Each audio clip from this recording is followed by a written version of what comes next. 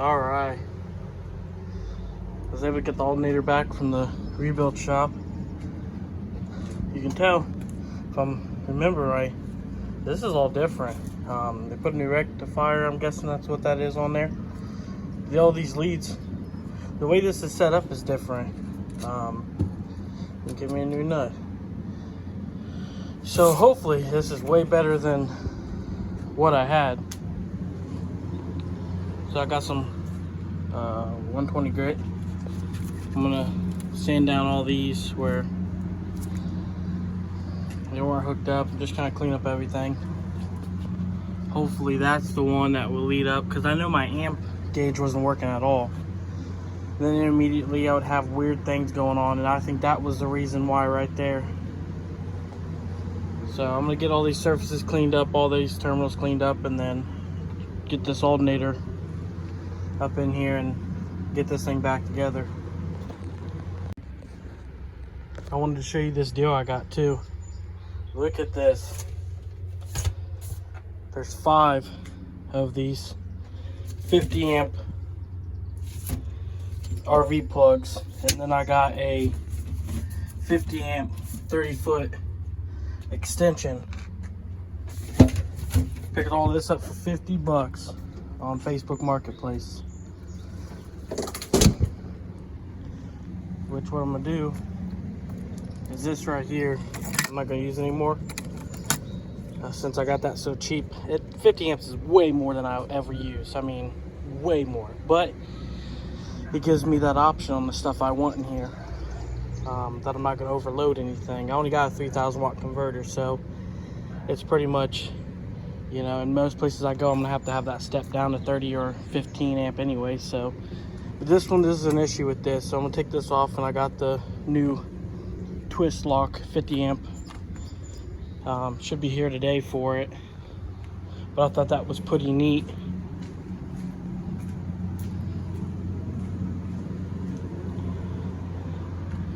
I got all these terminals cleaned up the best I can.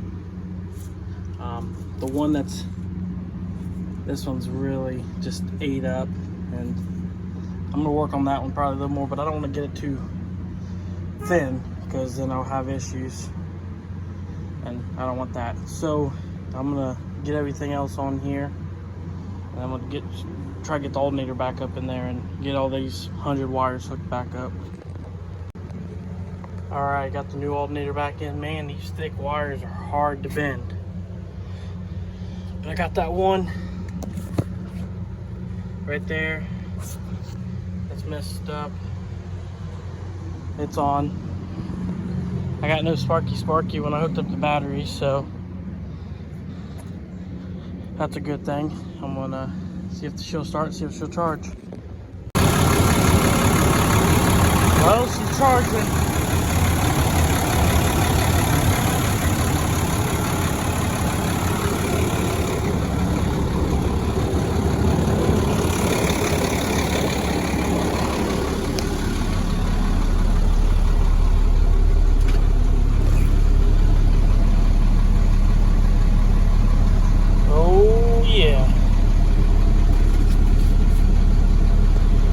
Charging out 125 amps.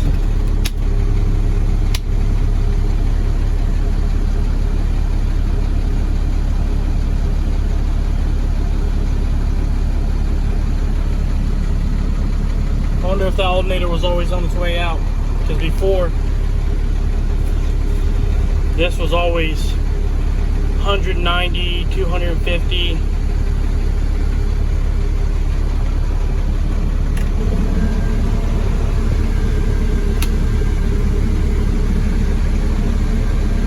Maybe I just didn't have much of a load on it. We'll get a load on it real quick. That gauge still doesn't work. Maybe because it's not hooked up anymore, that does it? Not sure. The worn engine, just because I got an IPR valve I need to put in it.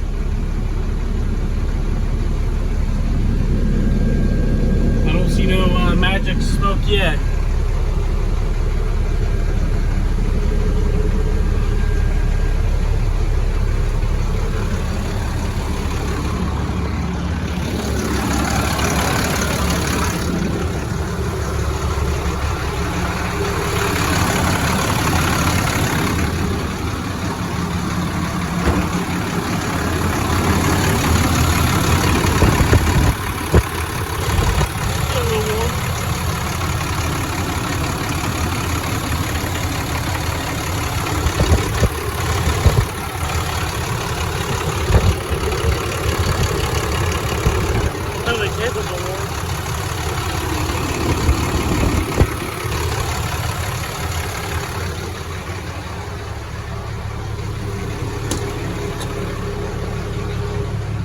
lights on in here now since I got light.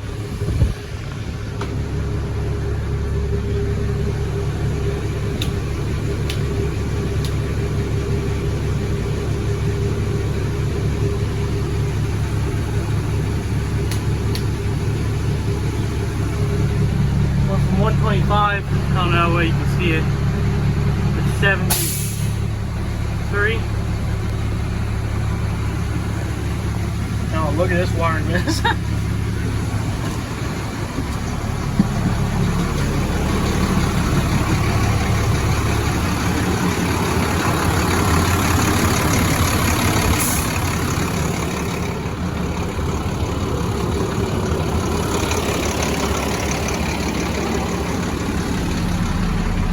Still charging.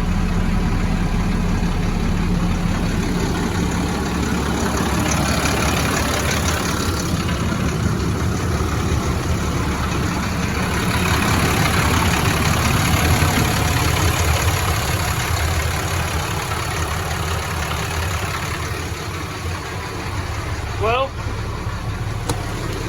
that makes me really happy. Now I can start working on this stuff here. Because before, it was hotter than crap in here.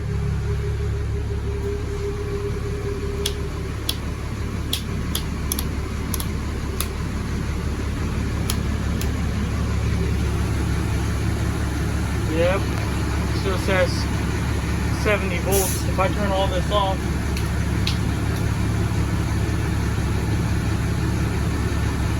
for 70 amps, now it shows 100 about. So hopefully that works for me. Alright, I need to get this hooked up, which I'm just going to make some jumper leads to that connector.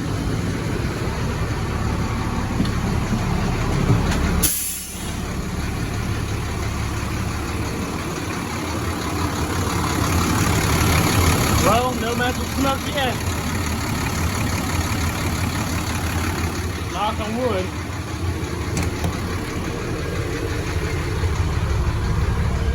Still just charging. And I was able to get this airbag seat to work. Line was disconnected. Not sure why. But that alternator was $450 on remanufactured. I was able to get it done for $290 at a rebuild shop with a 1-year warranty, and I'm happy. $290, and I got a good alternator that I know hopefully won't go bad. The place has got amazing views. So, all right, well, I'm gonna get this battery box cover back on it, get this all tidied up here. Shifter's still working. I bet you that was the issue the whole time, is it didn't have enough power, because it was going from the alternator or the battery to the alternator back to that post, and now that goes from the battery to the alternator to that post, so it skips the starter situation. So that's really nice. I wondered if that was the issue the whole time with it. But man, this thing runs amazing. I did pick up one of these at our local thrift store, brand new. One of them steamers for wallpaper. I'm gonna try to see if I can get this to come off. I hate pulling this stuff off.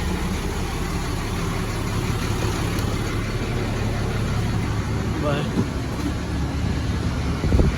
update on it, pretty much like I said, the bed's made. Haven't done too much yet, just because there was no power in here. I couldn't see, and let alone being a closed box, it's deadly.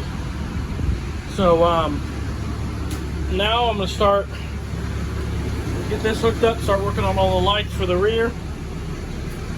I got my box coming in, and then I also bought a generator, and trying to think of what they're called, It's when you hook up your generator to your house or something, transfer switch for it. I don't know if it's got one on board, and I wanted to just make sure that when I do plug it in, it doesn't cook the inverter. Or I can just make a switch. I mean, they're easy to wire in, so that makes it a lot better. That way I can have an inverter on its own separate circuit, and then when shore power comes in, it will kick off whatever power is in here and send power directly to these outlets. So that might be the way I hook it up. I'm gonna get a generator down the line for this, but I'll make it so that the generator works exactly the same as the shoreline, with kicking the inverter off in here. So right now, I guess this is it for this part at least. And then I'll give you a good update once I start getting stuff done. I still got to do the wiring, which I'm good with wiring, so I'm good with that. And then, what else? Yeah, pretty much just a trailer right now is the main thing I want to get done in this inverter. So I appreciate you guys watching the video, and have a good day.